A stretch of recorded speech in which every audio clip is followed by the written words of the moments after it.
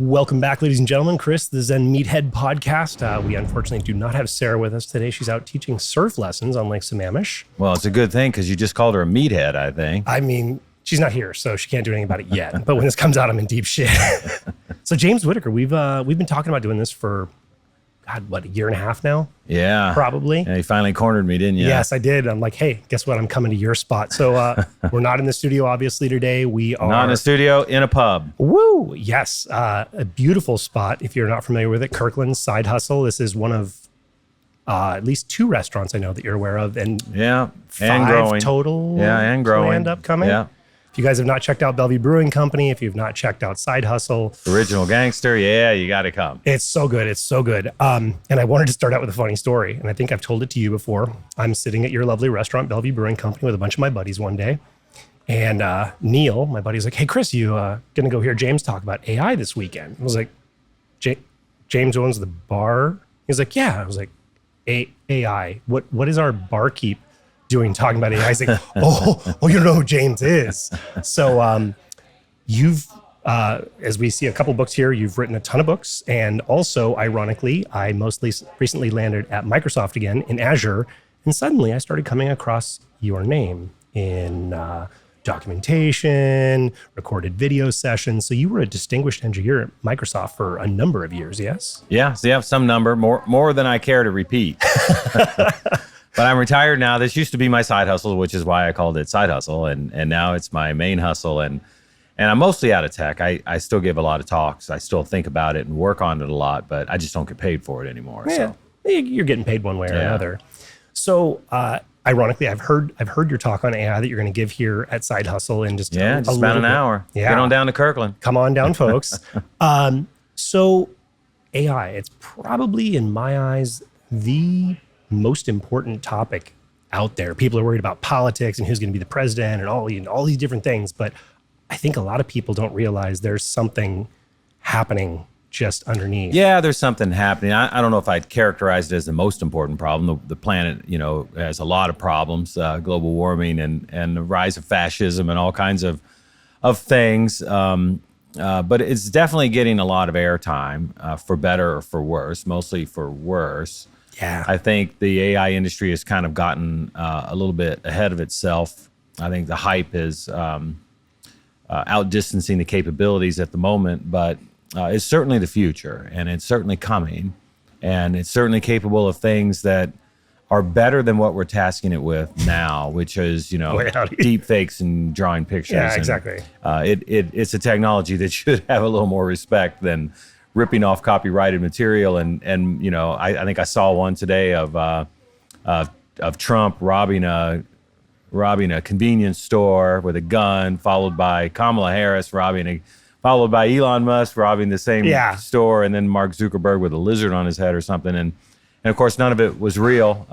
And you could tell it wasn't real because Trump and Musk were far skinnier on the videos. You look really fit, friend. Than they are in real life. So I was like, it's too skinny to be real Trump. So, but on the same note, it is crazy to see some of these video reproductions where the capabilities are indeed very advanced, and it's kind of a shame we started with this instead of, solving a real problem. But here we are. Yeah. Well, I mean, it's incredibly powerful, for folks that aren't using it, whether it's, Chat GPT or, choose your brand and flavor. Start using it. It's incredible. You want to write emails, you want to fill up books, you want to write some code. Large language models are spectacular. Well, I don't know if I'd encourage too many people to use it. So I was on LinkedIn today and I saw somebody wrote a post with AI, and then there were about a half a dozen responses that were written with AI, and they were all the same, slightly reworded. And then people were calling him out on it, and the guy went from 10,000 followers to 5,000 followers because people realized this guy's just creating AI bullshit and not. And then the people who were responding to it were responding with AI, and so to me that's just I get it, right? It's a crutch that if you can't fucking write, can I say fuck?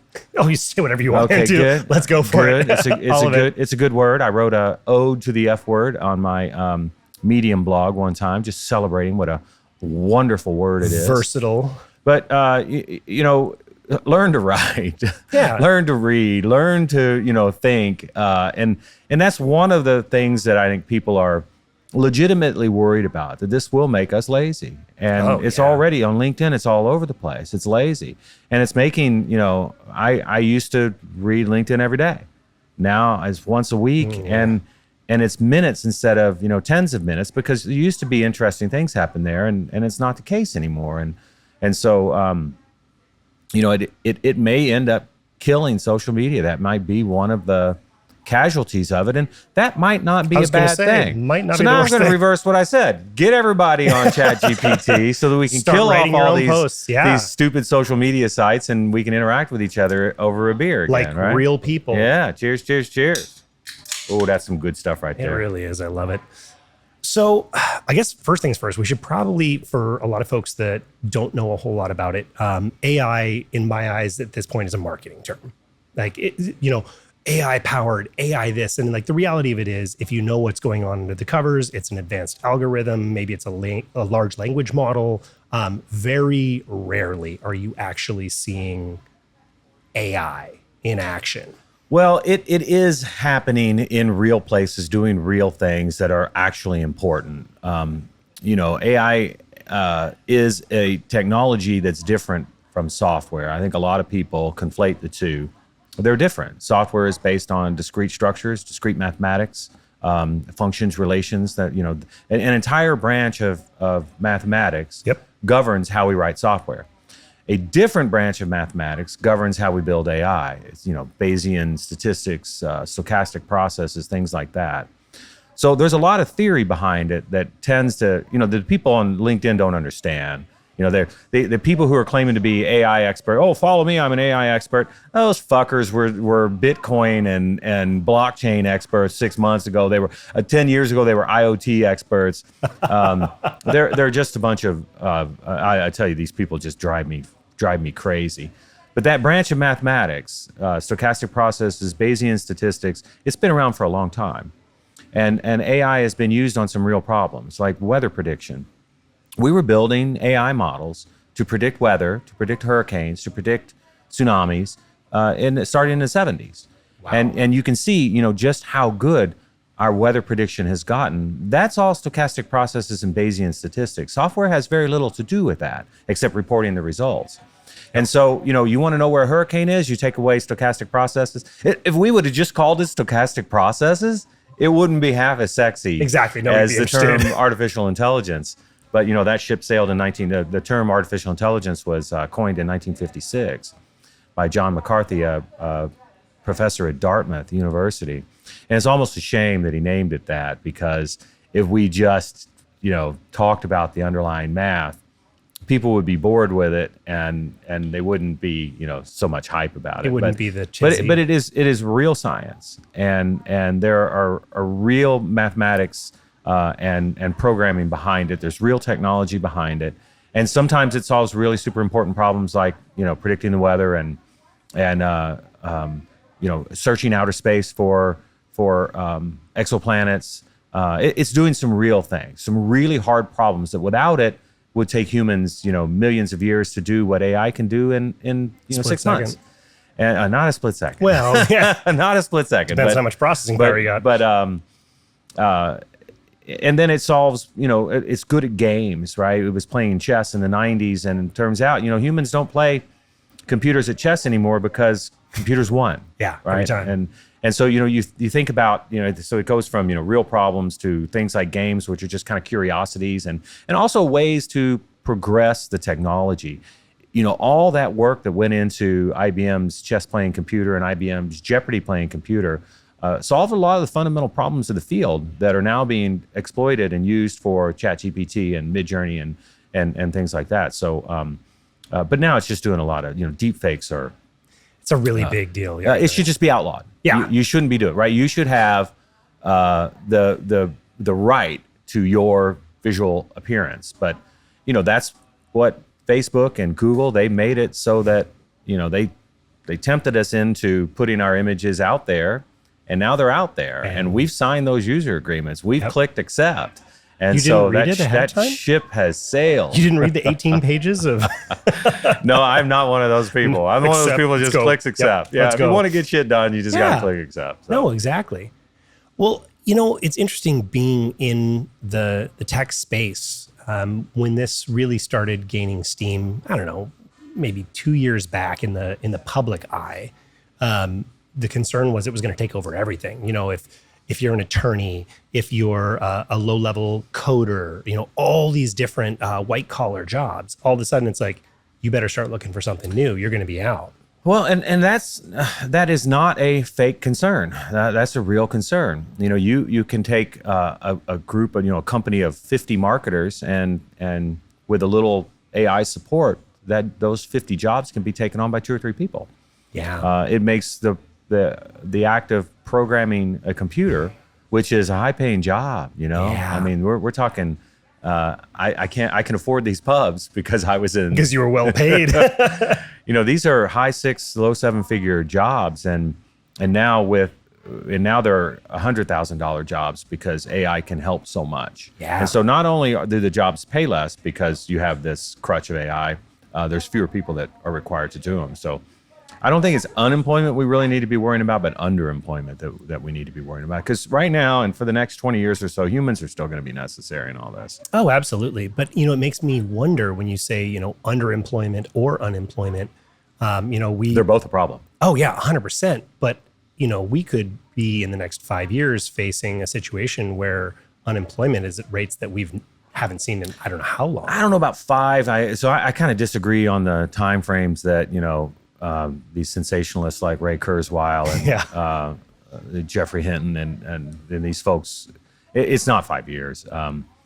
It's going to take us 5 years to build the really useful models. Like if you think about law, accounting, these are 2 topics that are just tailor-made for AI.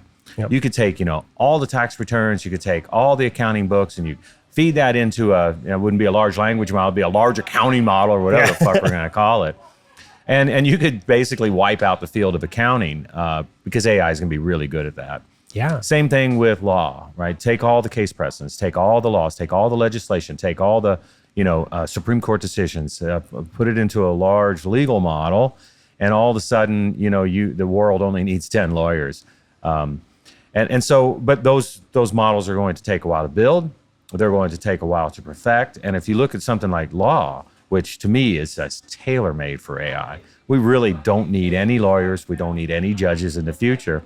However, those are the people that write the laws. They're gonna slow this development down a lot. They might have opinions. And then there's also, like you can't just have AI make a decision, even though AI could look at, okay, you've been accused of this crime in this state.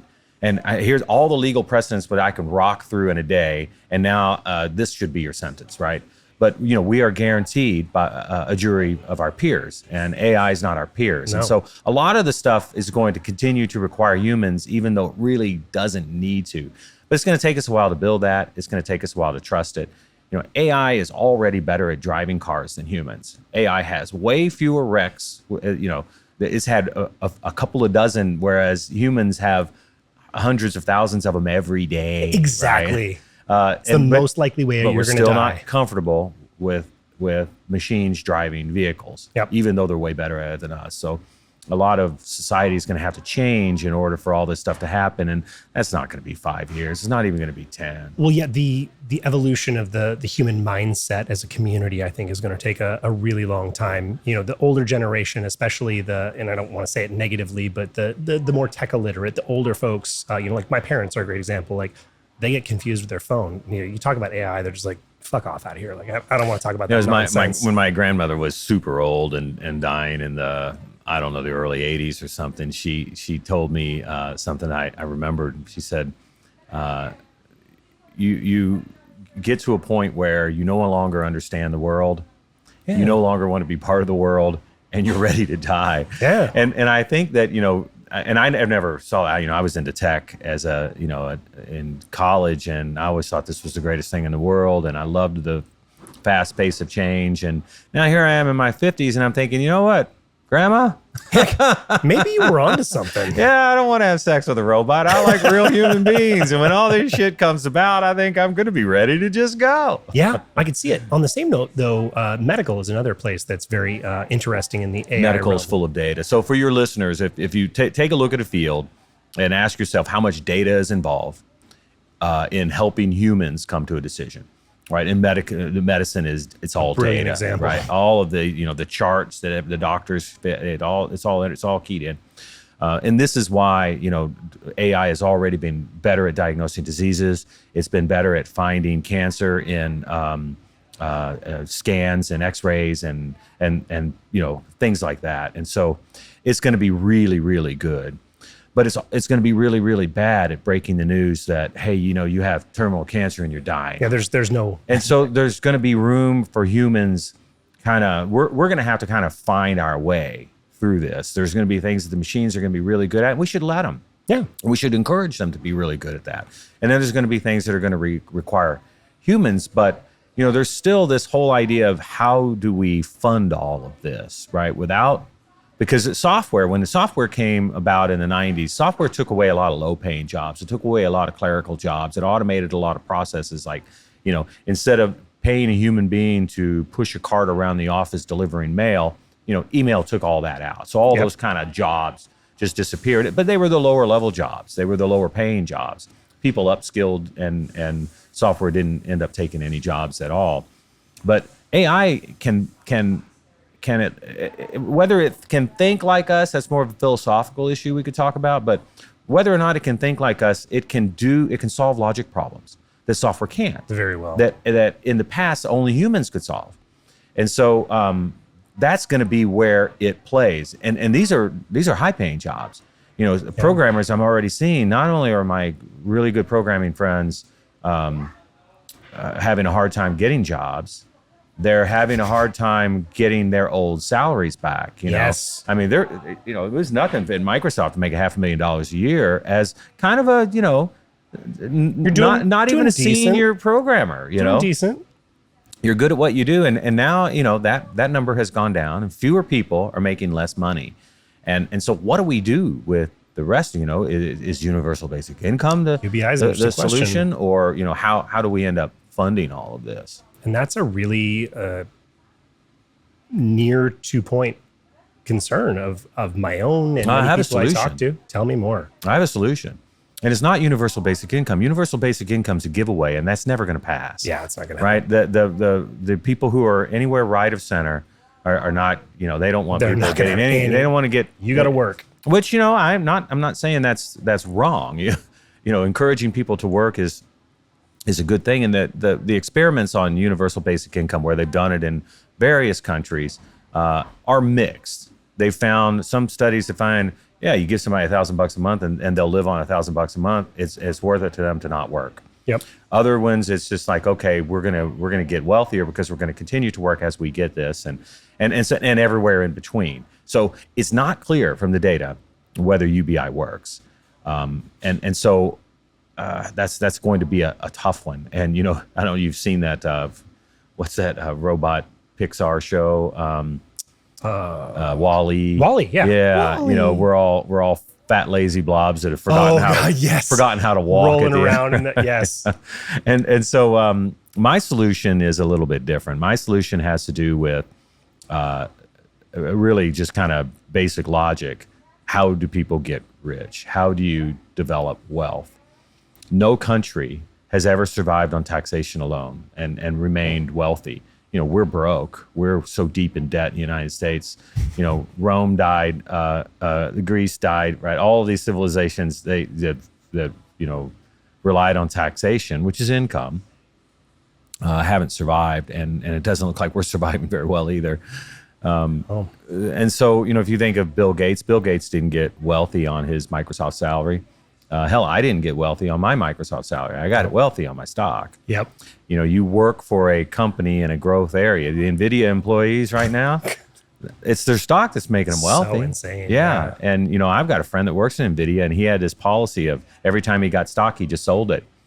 And is he regretting that now? Boy, because that's where the wealth is. Yes. And so that's kind of where my solution is. If investment in a growth stock is the only way to generate wealth, then that's what we should do at the national level.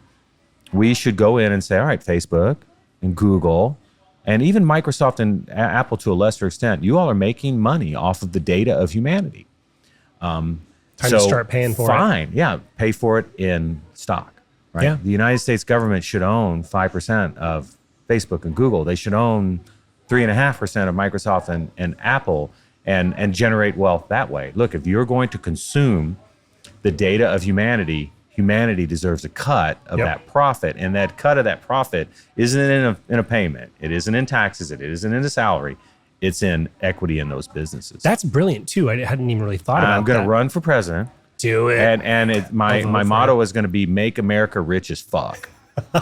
Because we would be if they had to give us a cut of the day. Look, if you and I do a startup, let's say you're the brains, you're the programmer, and I got the data. Okay. And you're going to take my data and you're going to build an app, you're going to build a model, and we're both going to get rich off of it.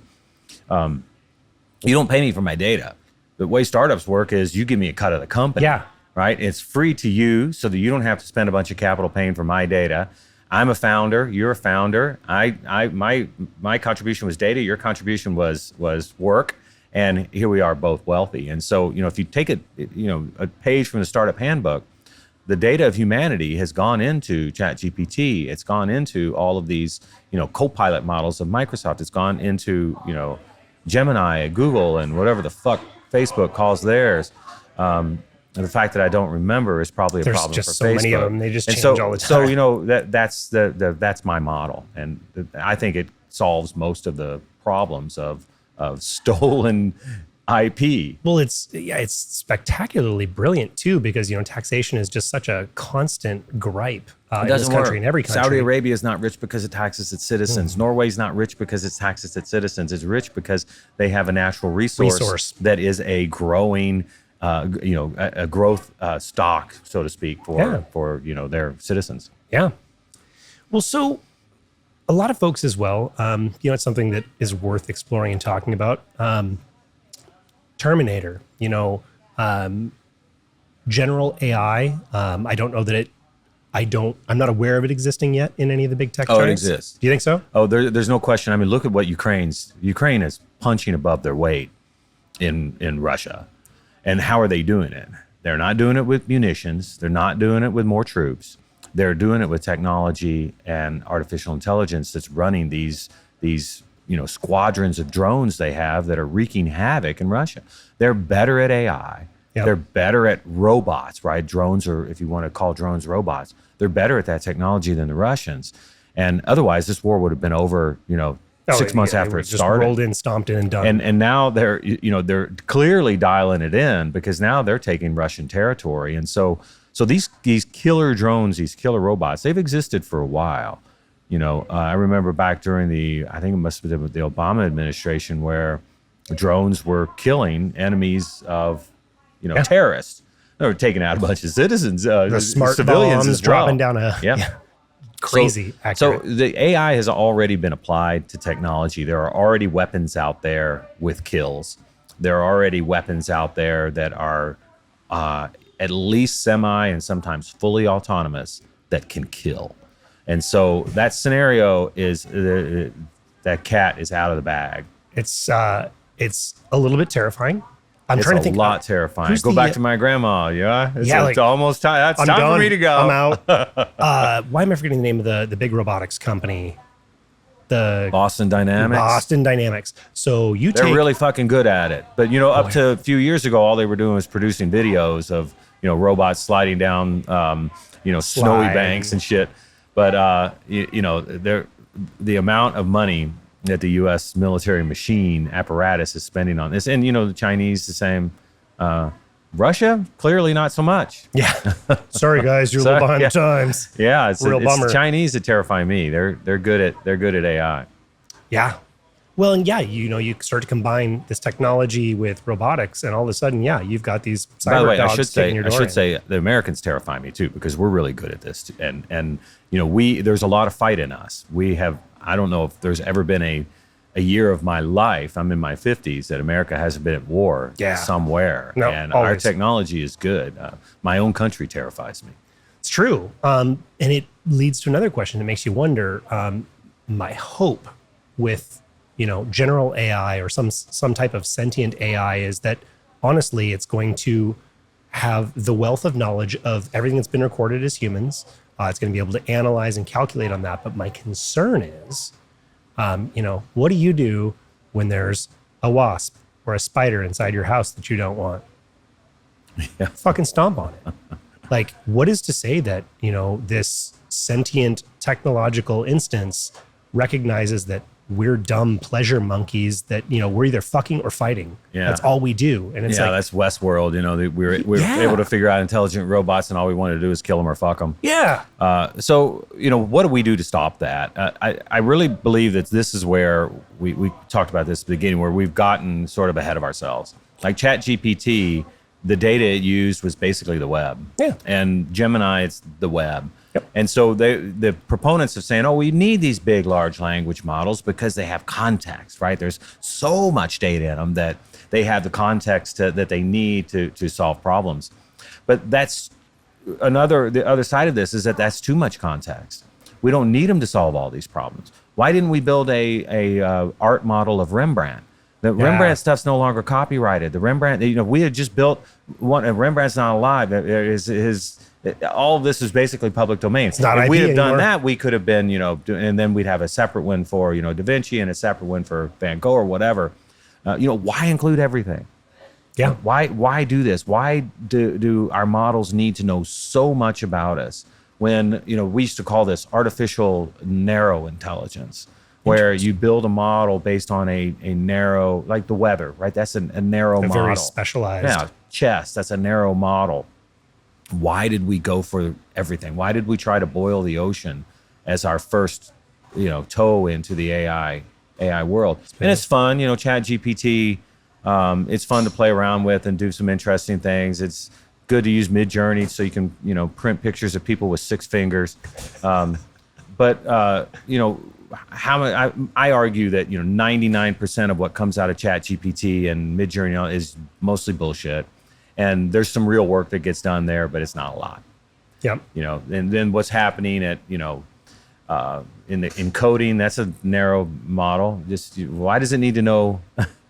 About anything other than why do you code? need to know about my Facebook feed to write me a C# app? Yeah, exactly. So I think we've kind of gone sort of overboard with these more general models. We should have Tighten them up. specialized. Yeah.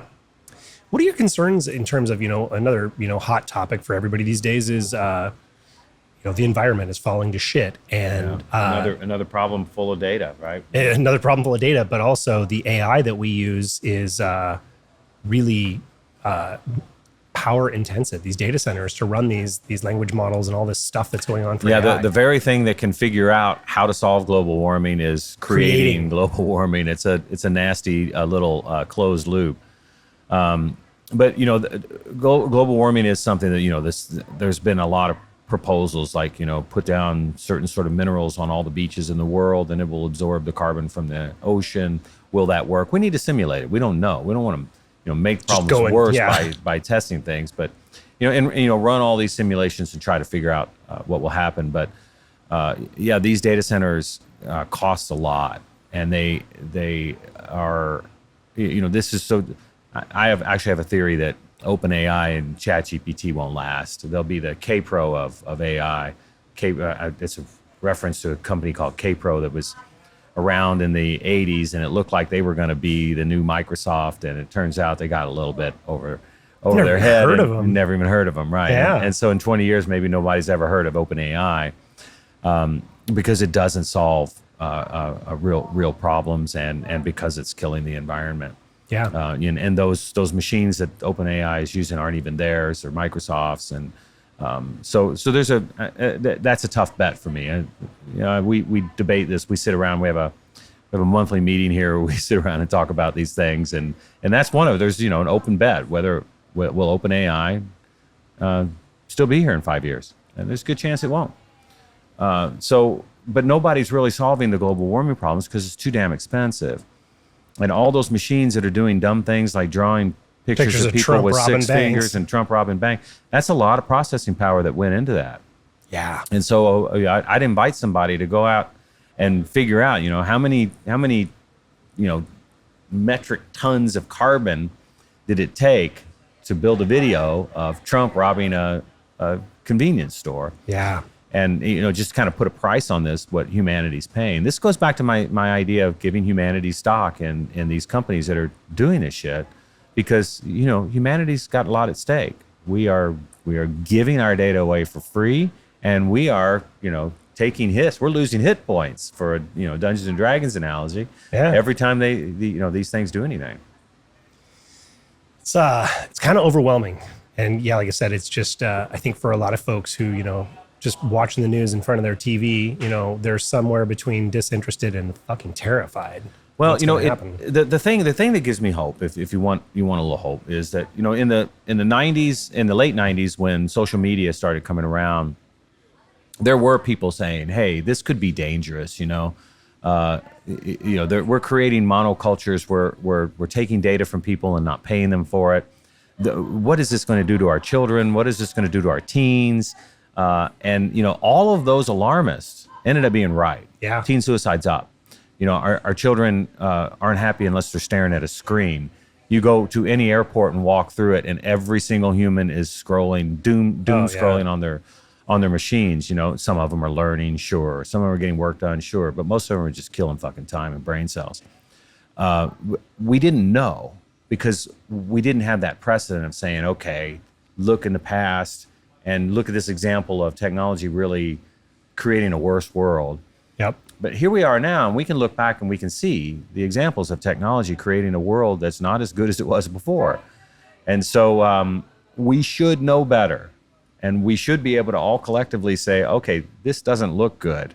The fact that we've made it so easy for high schoolers to cheat on their homework.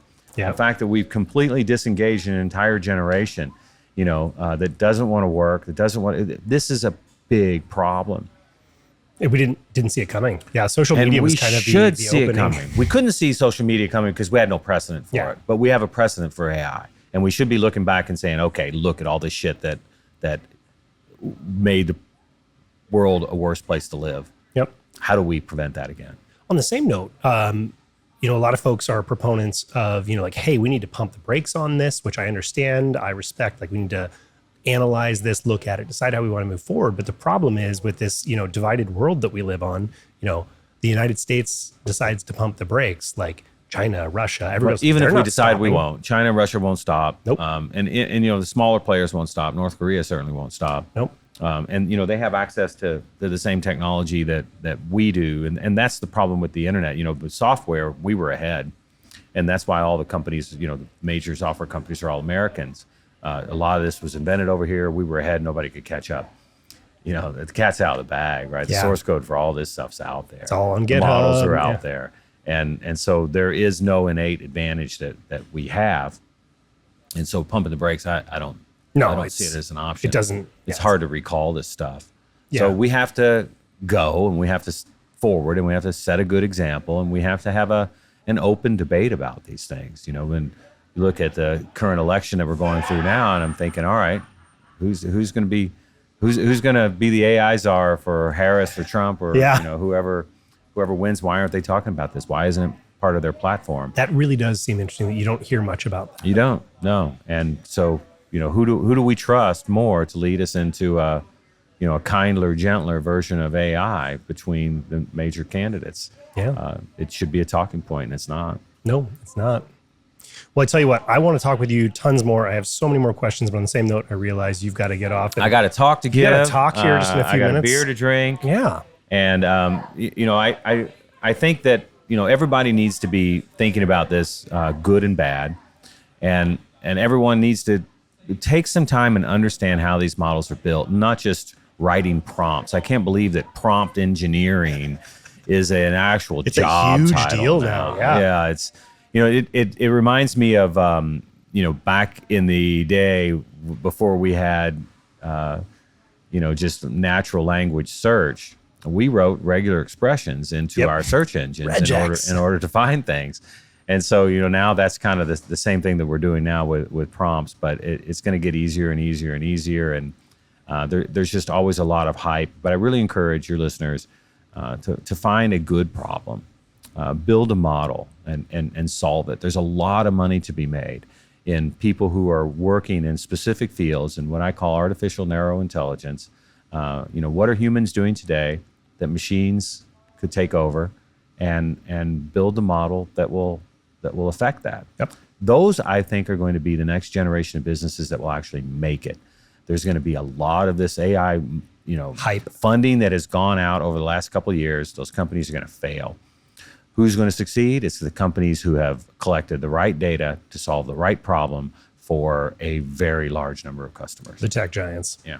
Before we leave, though, I've got one idea, because what you just said there, you told me a story about a little project you did on your own that I found fascinating that I still want to go do with your home hot tub. Do you have time to spill that before we close? Well, yeah, I'm actually going to tell that story during my talk today. To me, it started out as an IoT project. I love warm water. I fucking hate oceans. I hate lakes. I like warm chlorinated water. Fuck all that stuff. People are like, oh, you want to go skiing? No, I don't. Want to go on my boat? Fuck no, I don't want to go on your boat. I'll sell you some beer to take on your boat, but I don't want any of that shit. I don't like water, but I like warm chlorinated water. And so a little IoT project to, check the chemicals and order chemicals and do all these things. And I build this data, and I realized, hey, I could, apply some AI algorithms to this data and see what happens. And all of a sudden, it knew who was in the tub based on the data, based on just the rise of the water. Like pH, water rise. It knew how, who was in my tub. It knew, what chemicals I neitted.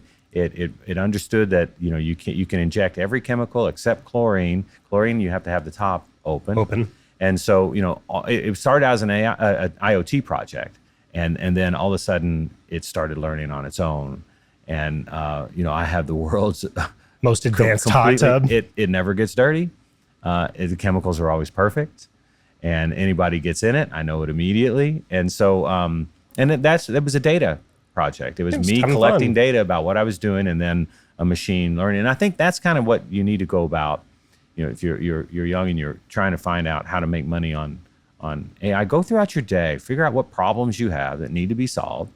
We used to do this with software. I used to encourage, when I worked at Microsoft and Google, I gave talks at high schools and, telling people, you want a company, go about your day. What are your pain points? Well, write some code that'll solve those pain points. Solve that problem. A lot of people have those pain points. But now, those pain points you can apply logic to them. It's not just an algorithm. It's not just software anymore.